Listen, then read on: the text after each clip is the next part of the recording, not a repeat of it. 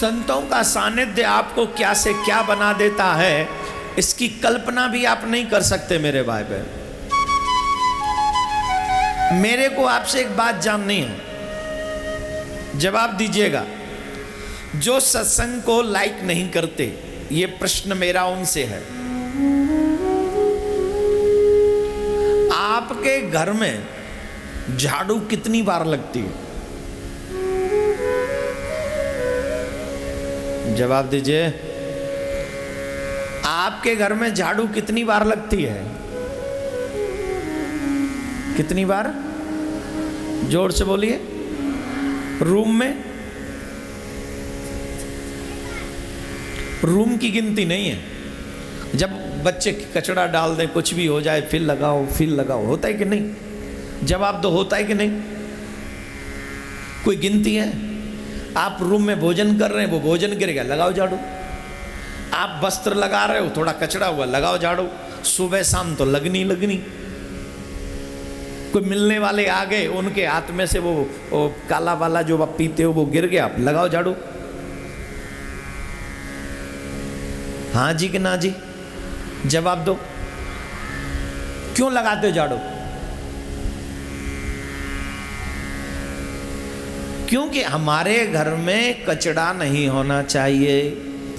अब एक बात बताओ, कचरा तो कहीं से लाया नहीं गया। दरवाजे बंद, खिड़की बंद, पर्दे लगे हुए, फिर भी घर झाड़ते हो, क्यों? कहां से आ गया कचरा? बोले कितने भी दरवाजे बंद हो फिर भी कचरा आ ही जाता है। हाँ जी कि ना जी? देखो, ये सारी बात मैं आपसे एज ए फैमिली मेंबर बोल रहा हूं, कथावाचक होने के नाते नहीं बोल रहा हूं। ये वो सिंपल थॉट है जो बच्चा भी समझेगा, इसलिए बोल रहा हूं। घर में 2 बार झाड़ू compulsory, morning and evening. Room में तो कई बार लगती है साहब, कोई गिनती नहीं। क्यों लगती है? इसलिए लगती है, कितने भी दरवाजे बंद हो, कितनी भी खिड़कियां बंद हो, फिर भी कचरा आ ही जाता है। और घर साफ रखना ये मेरी जिम्मेदारी है। लेकिन मेरे भाई बहन, ईमानदारी से बताइए, वो ईंट पत्थर मकान कब जो बना हुआ मकान है, वो घर जो बना हुआ है, ईंट पत्थर गिरारे सीमेंट पुट्टी इत्ते इस सब से बना हुआ, उस घर को ज्यादा साफ रखना जरूरी है कि भगवान ने जो ये सुंदर घर बनाया इसको साफ रखना जरूरी है? सबसे ज्यादा साफ करना क्या जरूरी, बोलिए? वो किए, इसमें 1000 रोग लग गए, वो चाहे कितना भी बड़ा घर हो, वो उस घर में मन लगेगा? तो सबसे पहली अच्छी बात क्या होनी चाहिए? बोले ये घर शुद्ध रहे, इसमें झाड़ू लगे, ये साफ रहे। तो क्या झाड़ू साबुन से और पानी से लगेगी? ना। ये जो साबुन और ये जो लगाते हैं ना हम लोग, ये क्या है? ये क्या है? ये तो वो प्लास्टर है जो हम लोग बाहर, रंग रोगन है जो लगा देते हैं। घर के बाहर प्लास्टर कराते हैं, रंग रोगन लगवाते हैं, वो प्लास्टर है।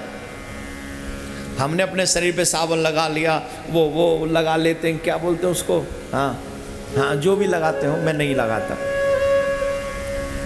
ये वो प्लास्टर है, वो कलर है जो करा दिया बाहर से।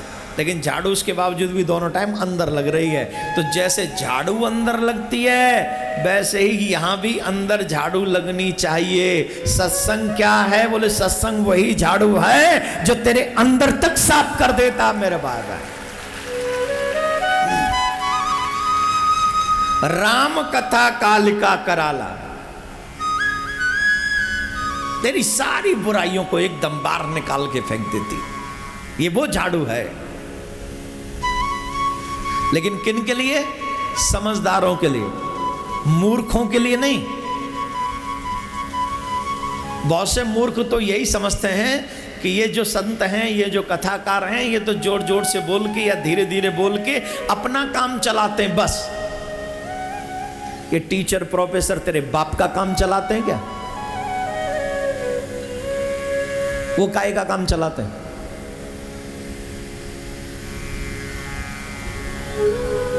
तू यही समझ ले, कथाकार और साधु संत पैसे के लिए कथा सुनाते हैं। यहाँ जो करोड़ों रुपए देके तुम पढ़ते हो, लाखों रुपए देके पढ़ते हो, उससे तुम चरित्रहीन बनते हो। और 1000, 2000, 10,000 रुपए देके अगर साधु से तुमने ज्ञान ले भी लिया, उस ज्ञान से तुम चरित्रहीन नहीं चरित्रवान बनते हो, और फिर तुम जीवन सुधार लेते हो, तुम्हारा मोक्ष हो जाता है। तुझे इंजीनियर बनाने में तेरे बाप का कितना खर्चा हुआ सोचा है कभी? डॉक्टर बनाने में तेरे बाप का कितना खर्चा हुआ सोचा है कभी? और साधु बनाने में तो 2 रुपए भी खर्च नहीं होते, बस तेरा टाइम खर्चा होता है। वो टाइम में जरा दिल में झाड़ू लगा, संतों का सानिध्य कर, बन गया साधु। लेकिन माइंड में जब कचड़ा भरा हो, जहां गंदगी ज्यादा हो ना, वहां झाड़ू काम नहीं करती। फिर ज्यादा कीचड़ हो तो वहां झाड़ू काम करेगा? फिर क्या काम करेगा? फिर तो डंडे ही काम करेंगे। वो आते ना ये जो, अरे ये जो शहरों में वो होती है, क्या बोलते हैं उनको, नगर पालिका वगैरह जो होती, फिर उनकी बड़ी बड़ी मशीन आती हैं, वो काम करती हैं। अगर तूने सत्संग से झाड़ू नहीं लगवाई अपने जीवन में, अपने मन में, तो फिर तो काल की बड़ी बड़ी मशीन आएंगी जो तेरा बेड़ा कल्याण, राधे राधे बोलना पड़ेगा, जोर से बोलना पड़ेगा। संत का सानिध्य करने से मिलता क्या है? मैंने अभी एक चौपाई, मानस की चौपाई का वर्णन किया, आपने श्रवण किया। सठ सुधरई सत्संगत पाई, पारस परस को घात सुहाई। संत की एक विशेषता है, पारसमणि के समान नहीं है, पारसमणि से भी विशेष है। पारसमणि से कोई लोहा टच कर दो आप, तो पारसमणि उस लोहे को क्या बनाती है? सुना तो होगा ही, क्या बनाती है? जोर से बोलिए, जोर से बोलिए, क्या बनाती है पारसमणि? सोना। लेकिन पारसमणि तो नहीं बनाती, अपने लेवल का नहीं बनाती, अपने लेवल से नीचे रखती है पारसमणि। हाँ या ना?